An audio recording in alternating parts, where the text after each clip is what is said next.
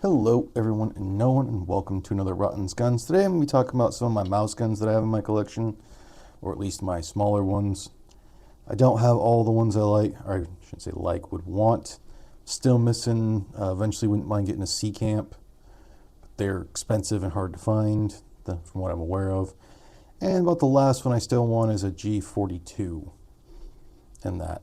My LCP2 is put away because of other things of where it sits, and my LCP Max is my typically daily carry.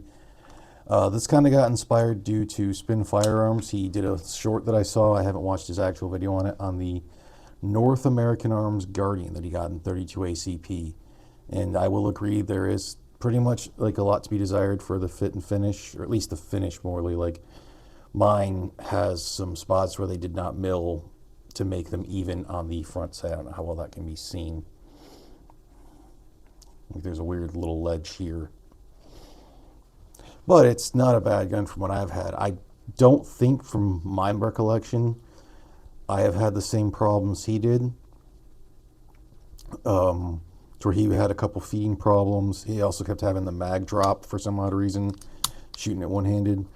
Of the things I've done, like I've done on quite a few guns, I went through and buffed the feed ramp and chamber on this one, and since it's a pinned-in barrel, I actually had to go through and do the whole removal.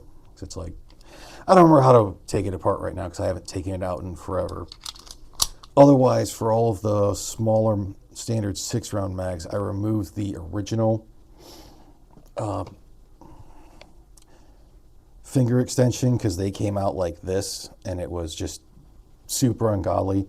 I mean, this thing does suck to kind of shoot for its size, but it is one of those, could be considered a belly gun, to where the nice thing is you can quite literally put this against someone and it's not going to mess with the slide.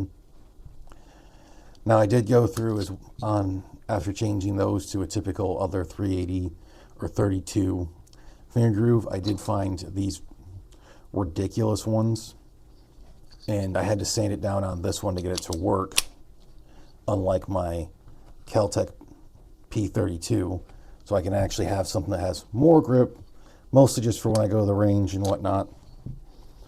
They also do make a 10-round mag for it, but it's only recommended to have ball ammo because this is the 6-round mag that they put a new spring and this whole thing on it so it can do that. So there's a weird little ledge right here that the hollow points tend to get caught on. But it's good for at least a range thing, or if you wanted to put like 6 rounds in it, put one in here and then load one up so you have the 7 rounds total, you could do that.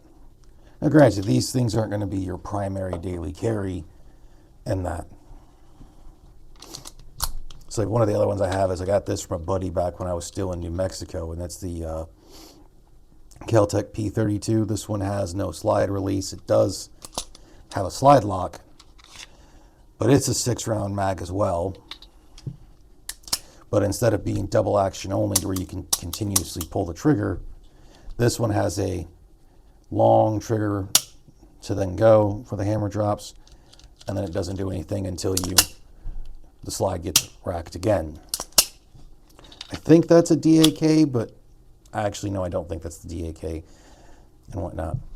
So some of the other ones you can find, this is a newer Beretta Bobcat that I have some 3D printed grips that I found online for, but it's a thick old boy. I mean, even with my 25 ACP version with the standard slit grips, it's not that thin of a one when you compare it to something like this. I mean, heck, I can take my 6-hour 938 and put that there, and it shows that it's like just as thick, and this is a 25 ACP. Then you look at like the 32s, and they're just as thick, pretty much, just a bit different in the grips for their size, I think. They might not actually be, but it looks like they are different on the main side because of their actual safeties. What's nice about these ones is the fact you can actually pop up the barrel, so they're in a way good for folks who have lower hand strength and can't always rack a slide. Something like this is nice for a smaller gun that's a little easier to conceal carry. Like any of these you can really, really deep carry. Like you could carry this in your back pocket, or this one especially, something that's just going to get put in there. I've had no issues with this one. Like I said, I can't remember any issues with this one for shooting it that I'm aware of. I think most of what I had is it just felt like it kicked like a mule, and I can't find any different grips that aren't plastic or some faux pearl type thing of different colors, or wood grips, which I just didn't want. Like you can also get into North American Arms as little mini revolvers. This one I've carried as a backup for a long time. I don't as often anymore just because I do less and less in my life. It's mostly go to the range, or go to work, go to the gym, go to the grocery store, and go to the range and go visit my folks. So I don't live a very eventful life. And I don't know if the J-frames be considered, mouse guns, but these can be fun. I end up switching back to these Hogue grips and getting another pair, so I have it on both my J-frames. These are much nicer to shoot with. But yeah, I still eventually want to go and take this out, see how well it works, and probably turn it into a backup gun.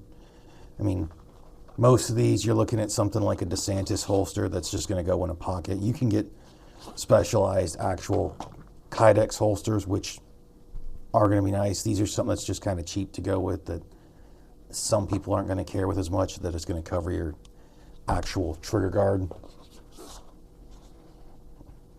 So that way nothing can get in there. Yeah, because really, in all reality, if you're going to go with a concealed carry, it's much better to go with like an actual 9mm. I mean, even something like this, which is 6 rounds plus 1 with the flush mag, 7 with this one. This is 5 rounds, a 38 special, and it's a bit smaller. Even this is like the 6-32, it's smaller. But I mean, heck, not much bigger. And then when we go ahead and get this one in there, you can still tell. But they do have their purpose. I still like my 938, though I don't carry it near as much just because I haven't. Was trying to find, I think I'm going to have a custom holster made, or eventually just break down and buy the Streamlight TLR 6. Because before that had come out, I had bought the Crimson Trace light for it, which isn't a bad little light. It's, not going to be a good flashlight. It's just meant to be a small weapon light if you need it. But I could never find a holster for it. Like, this is one of the pocket holsters I have for a Ruger LCP Max, or LCP2 LCP Max. So haven't used it as much just because I haven't worn anything that really requires me to do that. Haven't taken the overalls out as often, with it being 20 freaking degrees Celsius or Fahrenheit outside. But otherwise, yeah, just a little short video, since with the holidays being done and me for some odd reason just being exhausted and worn out for no freaking reason, thought I'd make a shorter video. And like I said, I saw Spin do it on this one. I wanted to take him out to the range, but I just woke up and I felt like just worn out. Now, this is something to kind of go over some of my little guns that I've had, or that I have. I mean, I don't have my other 32 Tomcat out that's actually got the threaded barrel on it. I want to get one of the newer ones still, to where they moved the mag release and have actual sights instead of these ones, which are either milled, the rear sight's not milled in for this one. They are on the small ones. But like, besides this one, which can actually have its slide pushed back, most of these would be known more of what's like a belly gun, to where you could use this as a primary. It's just usually not recommended because your ballistics aren't going to be as good as a 9mm or even a 380. I mean, these two are going to, from most of what my understanding's been, have very similar ballistics because of the 22 in this one. and the 25 and this one being similar size, or basically identical guns. The funny part is I think this one's a 7+1, and I think with the standard mag, the non-Metgar, you get like 8 or 7, and then with the Metgar mag, you get like 8 or 9. Yeah, this is the Metgar mag that actually adds a little more, and I don't care to go look at it right now, or get some ammo and load it up. It's just a fun little, not all guns have to be the massive full-size gun. That'd be more like a duty gun. I mean, I haven't even, other than my Desert Eagle, I haven't even busted out some of my bigger guns yet. And just bigger in size, which is mostly going to be revolvers. They can be fun. Just all depends on what you're into. If you're looking for more utilitarian, it's going to be simpler to go with like a Glock or an M&P. But if you are like a little bit more into collecting and a little more eclectic in some things, you might find some of these things cool. I still wish they would have made this one the same size as the 380, because they did 2 versions of the 30 or the Guardian. So it's 2 different sizes. You have the one that does the 380 and the 32 NAA, which is a 380 cartridge neck down to 32. And then you have the 32 ACP size that was chambered in this, and then the discontinued 6 or 7 years ago 25 NAA, which was a 32 neck down to a 25, which was a pretty neat idea. But I still think for the 32 and the 25, you're not getting to see what they're actually capable of, because they're typically put in these really extremely small guns. From what I'm aware of, other than some older Beretta Cheetahs, so the 80 series, and I think they're supposed to make a new barrel for the 80X to switch to a 32. It's just Tangfolio that doesn't have the import for their 32 ACP, which holds like 16 rounds, which I think would just be a fun gun.